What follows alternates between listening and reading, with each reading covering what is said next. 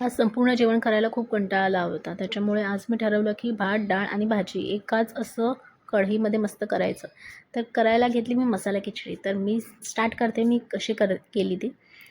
एका कढईमध्ये मी तूप घेतले आहे, फक्त तूप घेतलं आहे गाईचं, साजूक तूप, आणि त्याच्यामध्ये जिऱ्याची मस्त फोडणी दिली. त्याच्यामध्ये आपली हिरवी मिरची असेल ती आपण घालायची, आणि त्यानंतर त्यामध्ये टाकायचा आहे कढीपत्ता आणि कांदा बारीक चिरलेला.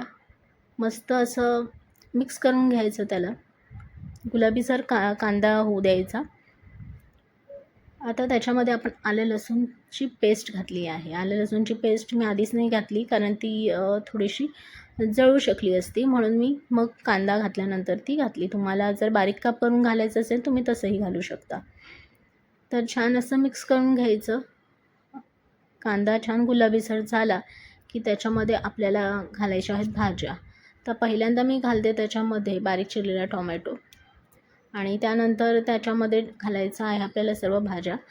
ही आहे फरसबी. टोटली ऑप्शनल आहेत भाज्या, तुम्ही घालू शकता त्याच्यामध्ये काही वेगळं तुम्हाला घालायचं असेल तर, बटाटा वगैरे किंवा फ्लॉवर वगैरे. इथे मी सिमला मिरची घातली आहे आणि मटार घातलेले आहेत. ह्या 2 भाज्या मला फार आवडतात, मटार आणि कॅप्सिकम. मस्त स्वाद येतो त्याच्यामुळे भाजीला किंवा कोणत्याही गोष्टीला. तर अशा मस्त भाज्या अशा परतून घ्यायच्या आहेत. उकडलेल्या अजिबात नाही आहेत भाज्या, कच्च्या भाज्या आहेत. तर मस्त अशा आपण त्याला आता नरम करू देऊयात, म्हणजे हलक्याशा नरम होऊ देत त्या भाज्यांना. तर असं मी कंटिन्यू त्याला चमचा फिरवते त्या भाज्यांवरनं, म्हणजे भाज्या अशा करपणार नाहीत खालून. यावरून मीठ टाकलं, लवकर शिजाव्यात भाज्या म्हणून. तर छान आता आपण त्याला मिक्स करून घ्यायचं आहे.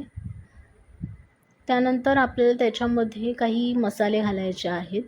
तर इथे मी मस्त असा सिक्रेट मसाला घातलेला आहे, ज्यामुळे जी खिचडी आहे, मसाला खिचडी खूप मस्त होते. इथे मी हळद, लाल तिखट आणि धणा जिरा पूड टाकलेली आहे, आणि हा आहे बिर्याणी मसाला.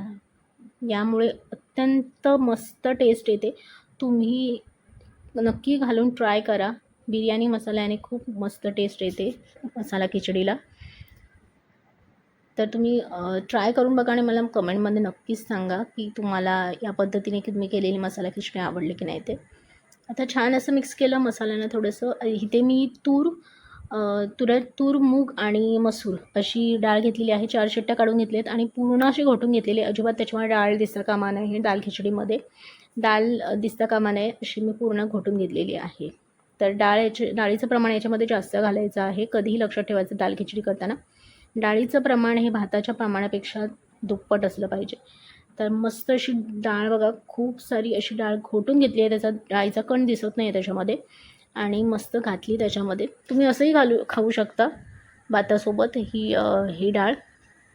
म्हणजे तुम्हाला भाजी करायची गरज नाही, एकाच डाळीमध्ये हे सर्व करून तुम्ही खाऊ शकता. ह्याच्यामध्ये थोडीशी कोथिंबीर घातली, मस्त असतो स्वाद, मस्त येतो डाळीमध्ये उतरतो कोथिंबीरीचा.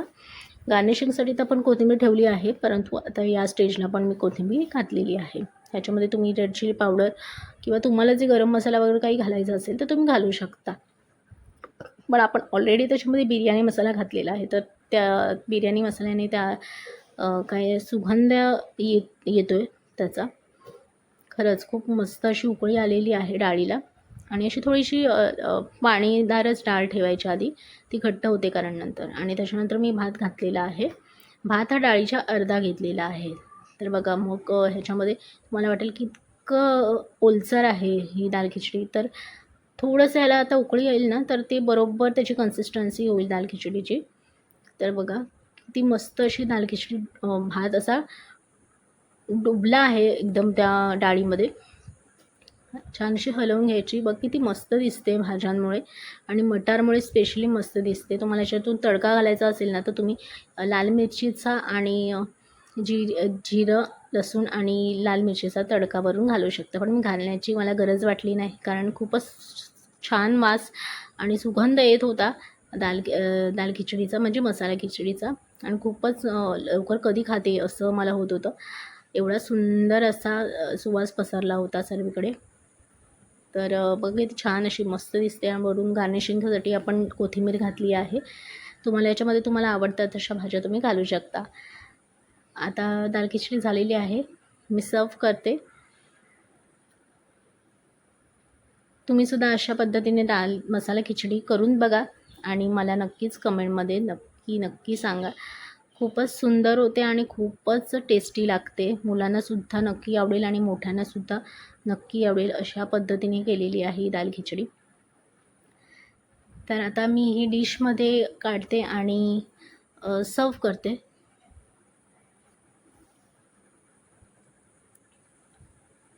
मस्त अशी गरम गरम मसाला खिचडी दिसते. तुम्ही अशी ह्याच्यामध्ये वेगवेगळ्या भाज्या करूनसुद्धा तुम्ही हे करू शकता.